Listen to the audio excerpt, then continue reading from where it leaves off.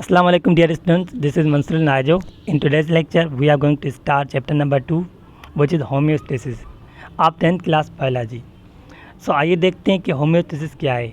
The maintenance of fluctuation inside the body, यानी जो हमारी बॉडी के अंदर जो फ्लक्चुएशंस आती हैं, जो चेंजिंग आती हैं, यानी हमारी बॉडी का अगर टेम्परेचर बढ़ रहा है, कम हो रहा है, या हमारी बॉडी में जो वाटर की कंसंट्रेशन है वो ज़्यादा हो रही है या कम हो रही है, तो उसे कैसे मेंटेन किया जाए, इस प्रोसेस को, इस अमल को हम क्या कहते हैं, होम्योस्टेसिस कहते हैं। तो इस चैप्टर के अंदर हम कौन कौन सी चीज़ें सीखने वाले हैं। सबसे पहले जो चीज़ हम इसके अंदर सीखने वाले हैं वो इंट्रोडक्शन है, यानी इसमें आपको बताया जाएगा क्या होम्योस्टेसिस क्या है, और उसके बाद हम पढ़ेंगे homeostasis in plant, homeostasis in man, homeostasis animal, यानी तो पौधों के अंदर, इंसान के अंदर और जानवरों के अंदर होम्योस्टेसिस कैसे होती है। उसके बाद हम पढ़ेंगे यूरिनरी सिस्टम ऑफ मैन, यानी इंसान का जो यूरिनरी सिस्टम है उसकी स्ट्रक्चर, फंक्शन, यानी इंसानी जो किडनी है उसकी क्या स्ट्रक्चर है, क्या फंक्शन है, वो हम पढ़ेंगे। Structure of kidney, structure of nephron, nephron की स्ट्रक्चर पढ़ेंगे।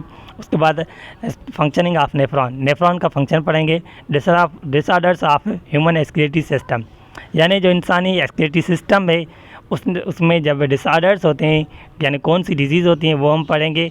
उसके बाद है किडनी स्टोन एंड ट्रीटमेंट, जो किडनी स्टोन होती है या उसका क्या ट्रीटमेंट है, ये हम पढ़ेंगे। आप स्ट्रक्चर में देख सकते हैं, ये एक पिक्चर दी गई है आपको, यानी यहाँ पर क्या, यानी आपको एक ताराजी दिखाई गई है जिसमें यानी हम बैलेंसिंग करते हैं। तो इसी तरह हमारी बॉडी में जो मेंटेनेंस होती है, जो बैलेंसिंग होती है, वो होम्योस्टेसिस की मदद से होती है। Introduction. The internal condition of an organism is referred its internal environment. It includes H2O quantity, different solute, temperature, etc.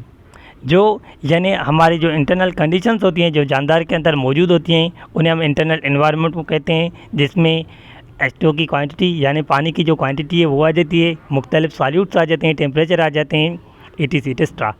For proper metabolic functioning, body requires all these conditions at a particular level, यानी सही तरह काम करने के लिए, metabolic function करने के लिए बॉडी को, यानी ये जो सारी चीज़ें हैं उन्हें यानी एक लेवल पर रखना पड़ता है।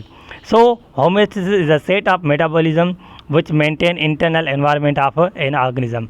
तो होम्योस्टेसिस वो सेट है मेटाबॉलिक एक्टिविटीज़ का, मेटाबॉलिज्म का, जिसमें जो यानी कि इंटरनल इन्वायरमेंट है जानदार का, वो यानी कि एक सुइटेबल लिमिट में रहता है, with in a suitable limits. Why should the internal environment remain constant, यानी जो हमारा इंटरनल इन्वायरमेंट है वो क्यों कांस्टेंट रहता है। Let's take the example of the temperature. आइए एक एग्जांपल लेते हैं हम टेम्परेचर का। The temperature of external environment continuously change during the day, but the enzymes work within a certain range of temperature, यानी जो टेम्परेचर है हमारे माहौल का वो मुसलसल तब्दील होता रहता है, पर हमारे जो एंजाइम्स हैं वो एक सर्टेन रेंज में काम करते हैं। देयरफॉर इसलिए the living organism must keep their internal temperature with in a range, इसलिए यानी कि एंजाइम्स की प्रॉपर फंक्शनिंग के लिए, वर्क के लिए जो हमारे लिविंग ऑर्गेनिजम्स होते हैं वो इंटरनल टेम्परेचर को एक रेंज में रखते हैं, एक लेवल पर मेंटेन करते हैं। Organisms maintain internal condition bye feedback mechanism, organism जो है वो उस मैकेनिज्म को मेंटेन करते हैं फीडबैक मैकेनिज्म की मदद से। How body maintain homeostasis by feedback mechanism. तो आइए देखते हैं कि कैसे जो यानी बॉडी जो है होम्योस्टेसिस को मेंटेन रखती है फीडबैक मैकेनिज्म की मदद से। डिटेक्टेड, तो यहाँ पर आप एक स्ट्रक्चर देख सकते हैं जिसमें आपको होम्योस्टेसिस बाय फीडबैक, यानी फीडबैक की मदद से होम्योस्टेसिस दिखाई गई है। यहाँ पर आप देख सकते हैं कि कैसे detected by feedback.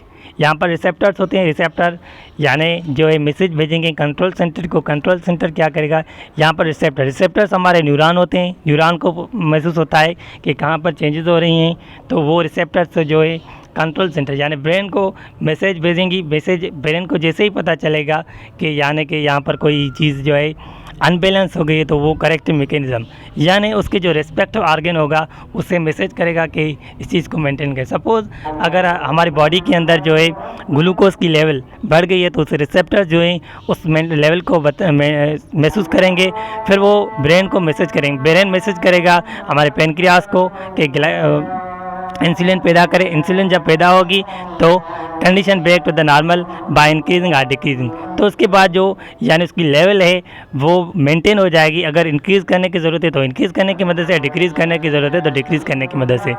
Normal are set point, तो फिर वो वापस आ जाएगा नॉर्मल और सेट पॉइंट पर। Condition decrease or condition increase. तो यानी ये जो हमें जो सेट पॉइंट मिलती है, जो नॉर्मल पॉइंट मिलती है, वो कैसे मिलती है? वो हमें सूरत हाल को कम करने के या उसे बढ़ाने से जो है फीडबैक मिलता है। तो इस तरह से जो हमारी बॉडी है फीडबैक की मदद से जो है होम्योस्टेसिस को बरकरार रखती है। So student, that's all about today's lecture. If you are new on my channel then please subscribe my channel, click on bell icon to get notification of my upcoming video. Thank you for watching this video.